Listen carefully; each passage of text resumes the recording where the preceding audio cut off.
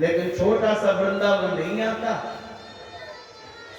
तो भगवान कहते हैं श्रीमान जी, तीर्थों का राजा हमने आपको बनाया, अपने घर का राजा नहीं बनाया। बोलो जय श्री कृष्ण। वृंदावन तो मेरा अपना घर है, इसलिए बांके बिहारी की क्रीड़ा स्थली है श्रीधाम वृंदावन।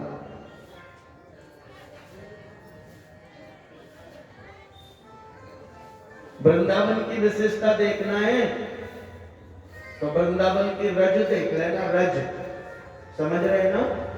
उस रज की गिनती की जाए तो जितने कण गौर उतने कण श्याम। मानो कि राधा कृष्ण के दर्शन वहां की ब्रज धूल में होते हैं। दुनिया की रज, दुनिया के कंकड़ एक कलर के मिलेंगे, लेकिन वृंदावन के जो रजकण है वो रजकण 2 कलर के हैं, श्याम गौर। श्याम गौर यानी काले और सफेद मिक्स वहां की रज है। योगी लोग कहते हैं कि राधा कृष्ण के दर्शन हम ब्रज की धूल में करते। बोलो जय श्री कृष्ण। अब होली का समय आ रहा है, देखना वहां पे स्वयं राधा कृष्ण होली खेलते हैं। इसलिए वृंदावन आए तो मनोरंजन की दृष्टि से मत आना। वृंदावन आओ तो मंथन की दृष्टि से आना। मनोरंजन की दृष्टि से आओगे तो गंदी गली और टूटे हुए मकान मिल सकते हैं, लेकिन आध्यात्म की दृष्टि से आओगे तो आज भी कृष्ण कन्हैया कहीं ना कहीं खेलते हुए मिल सकते हैं। बोलो जय श्री कृष्ण। इसलिए श्रीधाम वृंदावन प्रेम की भूमि है, विद्वानों की भूमि नहीं है। देखा होगा कि बड़े बड़े अंग्रेज विदेश छोड़ छोड़कर श्रीधाम वृंदावन आ रहे हैं और 18 घंटे भजन करके उन्होंने प्रमाणित कर दिया कि दुनिया का लास्ट आनंद है श्री कृष्ण शरणम मम, श्री कृष्ण शरणम मम, श्री कृष्ण शरणम मम। क्योंकि अंग्रेजों से ज्यादा सुख हम नहीं भोग सकते। वो हर तरह के आनंद लेने के बाद थक गए और बता दिया कि सभी आनंद का विनाश होना है, लेकिन जो आनंद हमने प्रिया प्रीतम की शरणागति में ली है, ब्रज की धूल में ली है, वो आनंद लास्ट है। और वो आनंद कैसा है? बोले निस्पंद बढ़ता ही जाएगा, घटने का काम नहीं है, कम होने का काम नहीं है। और वो आनंद दिखाई नहीं देता, वो तो महसूस किया जा सकता है। बोलो जय श्री कृष्ण। सबको पता है, सभी लोग वृंदावन जाते हैं तो वहां कोई हॉर्न नहीं बजाता। अगर गाड़ी से जा रहे हैं तो हॉर्न कितना भी बजाते रहो, कोई सुनने वाला नहीं है। जब तक बोलोगे नहीं राधे राधे राधे राधे कहते ही रास्ता मिल जाएगा। ये वृंदावन की वैशिष्ट्यता है। सर्दियों के दिन में पीले कलर की चंदन की बारिश होती है। बहुत से लोग बोले कि हमको भरोसा नहीं है, तो सर्दियों के दिन में सफेद कलर की खोल वाली रजाई उनको उड़ाकर, सफेद चादर उड़ाकर सुलाया तो सुबह देखा जैसे किसी ने हल्दी और केसर का चंदन सींच दिया हो, सिंचन कर दिया हो, वैसी बिंदी बिंदी पूरे ब्रज में बारिश होती सर्दी में। बोलो राधे राधे। माघ के महीने में एक प्रमाण है, कभी आकर सर्दियों के दिन में बाहर सोना सफेद चादर ओढ़कर, आपको दर्शन हो जाएगा। मैंने मदन मोहन कुंज में आंख से देखा ये दर्शन। बोलो जय श्री कृष्ण। कोई तो पागल होता है धन दौलत का, कोई पागल होता है यारी का, रिश्तेदारी का, नातीदारी का, कोई पागल होता है मोटर गाड़ी का। पर हमारे जो पगला बाबा है वो पागल है रास बिहारी का। इसलिए पागल भी होना है तो ऐसे पागल मत बनो कि दूसरों को पागल बनाने लगो। पागल बनो तो प्रिया प्रीतम की बनो, कि दुनिया पागल समझे बस वो ना समझे। बोलो जय श्री कृष्ण। और मैंने तो एक प्रमाण देख लिया इस भूमि का। कल की घटना हुई है मेरे साथ। नीरज भैया भी थे हमारे, और ये सभी हमारा मंडल परिकर ने मुझे ये बात बताई कि हमारे भंडारी जी ने ठाकुर जी को कल भोग लगाया पराठे का।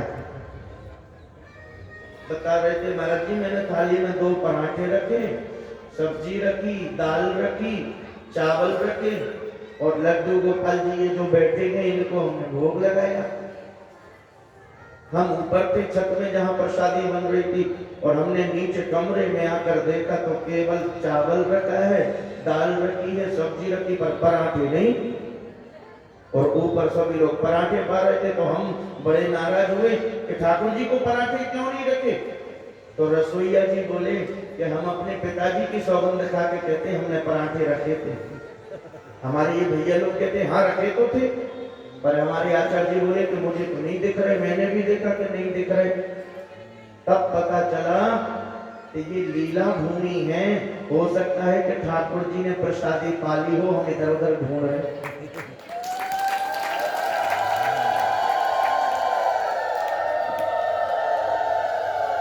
और हो सकता है कि रास बिहारी ठाकुर जी के लिए भूख लगी हो तो पा लिया हो।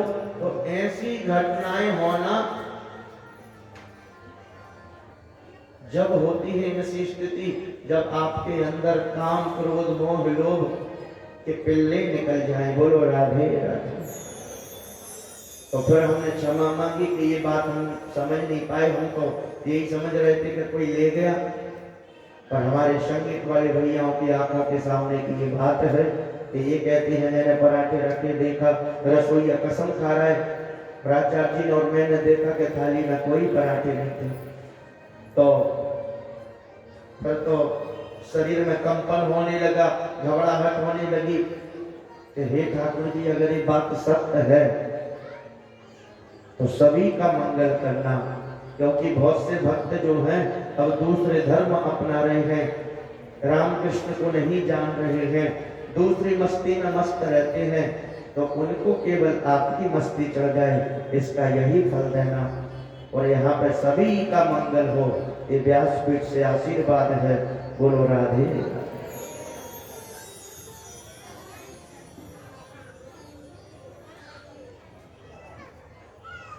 अब चले हम लोग जहाँ पे गोवर्धन जी की पूजन ग्वाल वाल कर रहे थे।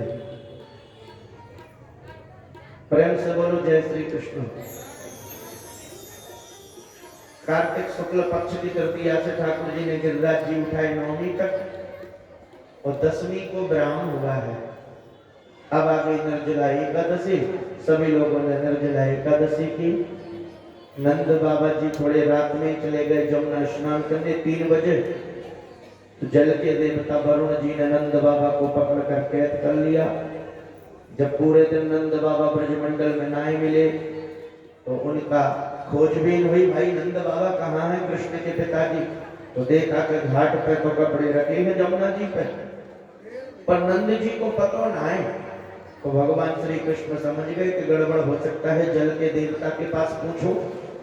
जल के देवता वरुण लोग गए हैं भगवान, और वरुण जी से पूछा मेरे पूज्य पिताजी कहाँ हैं। बोले वो देखो कैदी बने बैठे हैं बेचारे। भगवान कहते हैं तुमको शर्म नहीं लगती वरुण, तुमने मेरे पिताजी को कैद कर लिया।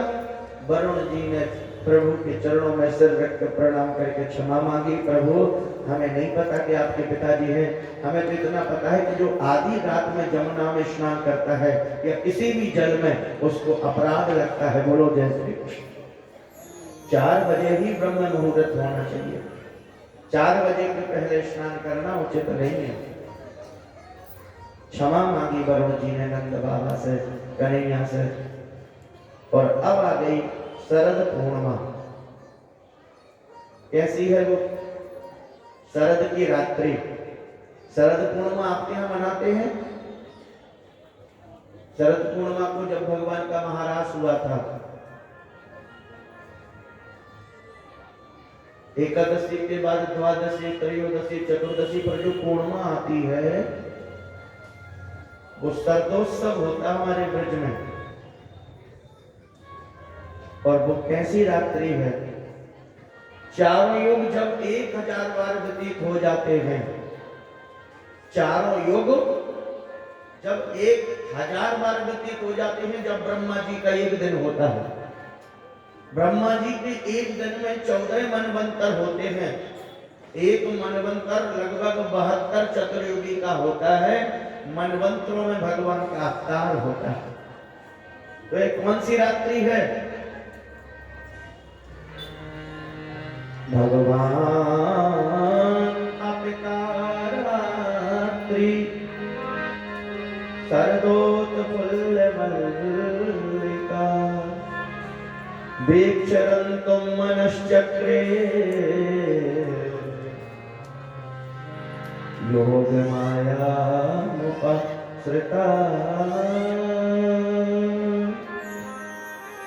कैसी रात्रि है? बोले भगवान आपिता रात्रि। आज उस पर ब्रह्म की रात्रि है, जो भगवान को भी भगवान बनाने वाली रात्रि है। भगवान आपिता रात्रि शरदोत्फुल्ल मल्लिका।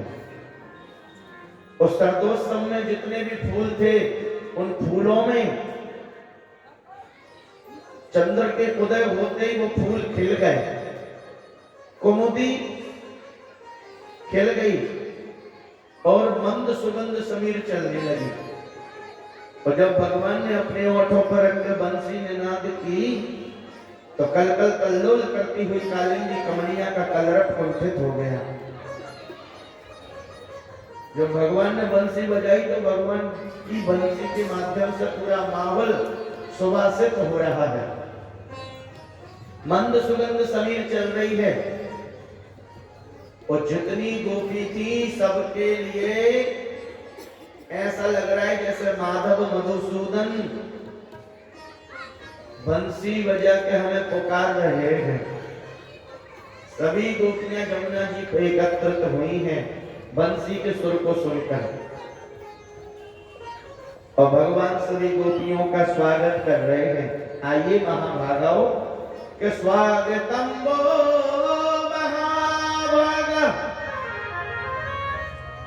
प्रियं किं करवाणि वा ब्रजस्य नामयं कश्चित् ब्रूतागमन कारणं ब्रूतागमन कारणं। आज महाराष्ट्र में महाराज सभी लोग इतना सुंदर आनंद ले रहे हैं। ठाकुर जी कहते हैं स्वागतम वो महाभागा। आइए गोपियों, आपका स्वागत है। अब जितनी गोपी बैठी उन गोपियों के लिए श्याम सुंदर की बंसी सुनाई दे रही, पर गोपियों के पति को सुनाई नहीं दी। बोलो राधे राधे। ऐसा हम नहीं कह रहे, भागवत में लिखा है भैया। भागवत में क्या लिखा? पुरुषों को बंसी सुनाई नहीं दी, गोपियों को बंसी सुनाई दी। क्यों? बोले गोपी का मतलब होता है गो यानी इंद्री, पी यानी पीना। जिसने एक एक इंद्री से कृष्ण कथा पी है वो गोपी।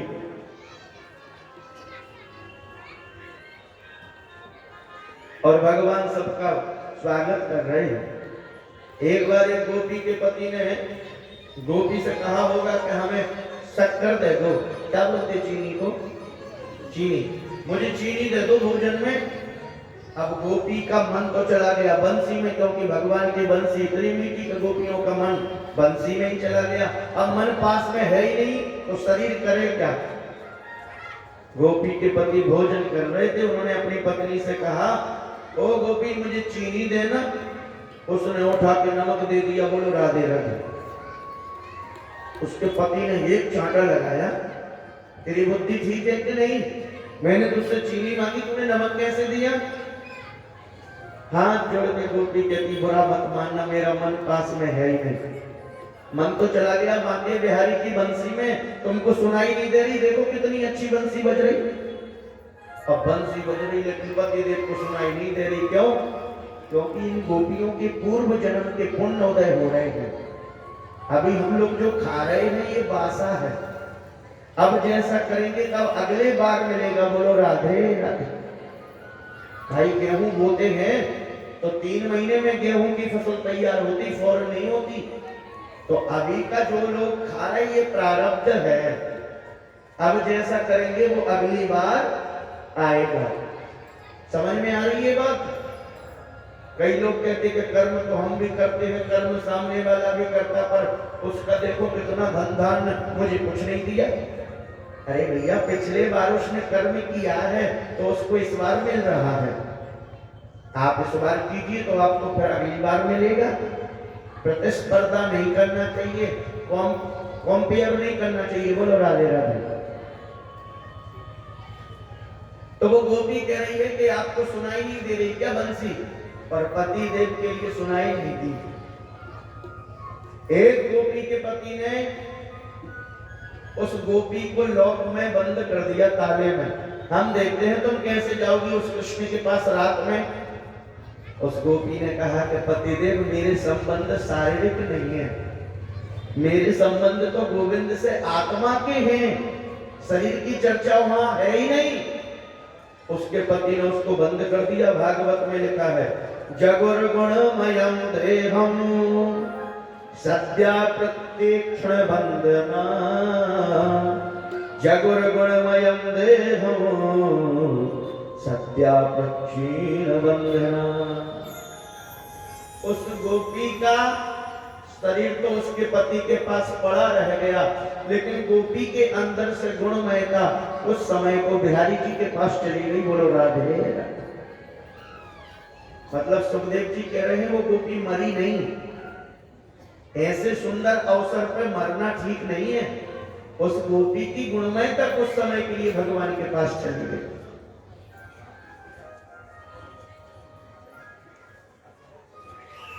तो जिन जिन गोपियों के लिए उनके पति ने आने नहीं दिया, वो बहुत रोई हैं, और जिन जिन को मौका मिला वो पहुंच गई। तो भैया, पतियों को सुनाई क्यों नहीं दी? बोले, ये जो गोपी आई हैं ये आज की गोपी नहीं है, ये जन्म जन्मांतर की गोपी है। बोलो राधे राधे। बोले कब की? बोले जब त्रेता युग में राम जी सरकार वनवास गए, तो राम जी सरकार जब वनवास गए तो दंडकारण्य बन गए, श्रृंगवेरपुर गए। तो दंडकारण्य बन के जो संत थे दाढ़ी मूछ वाले, वो बोले, हे राम जी हमें भी अपने साथ लो। राम जी बोले, अभी तो मैं मनुष्य शरीर में लीला कर रहा हूँ, सीता को ढूंढ रहा हूँ, पर अगली जन्म में मैं कृष्ण बनूंगा, तो तुम लोग आना। तो वही राम जी आज द्वापर, त्रेता के बाद द्वापर में कृष्ण जी बन के आए हैं। तो वही गोपी आज, वही साधु संत गोपी बन के आए। प्रेम से बोलो जय श्री कृष्ण। दंडकारण्य वन, श्रृंगवेरपुर और मिथिला में जब भगवान गए तो मिथिला की नारी भी बन के आए, और गोपियां सुंदर गीत गाकर भगवान से कह रही हैं,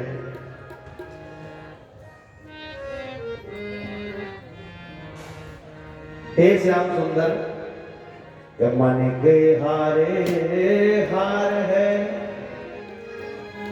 मन के जीते जी, मन मिलावत राम से,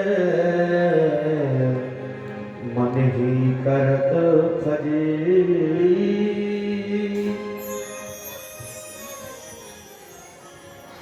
और गोपियां सुंदर भाव में गा रही है, हे शाम तेरी बंसी पागल कर जाते हैं, शाम तेरी बंसी पागल कर जाती है, मुस्कान तेरी मीठी, मुस्कान तेरी मीठी,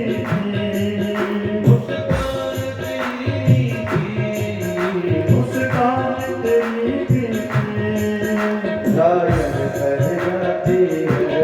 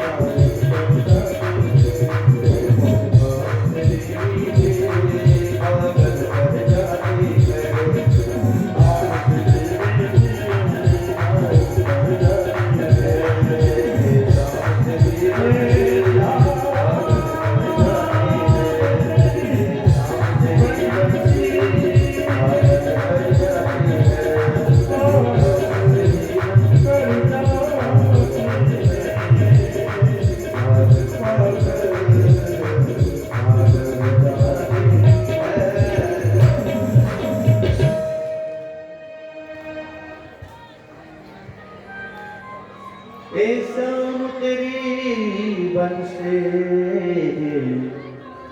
पागल कर जाते हैं। मुस्कान तेरी मीठी घायल कर जाती है।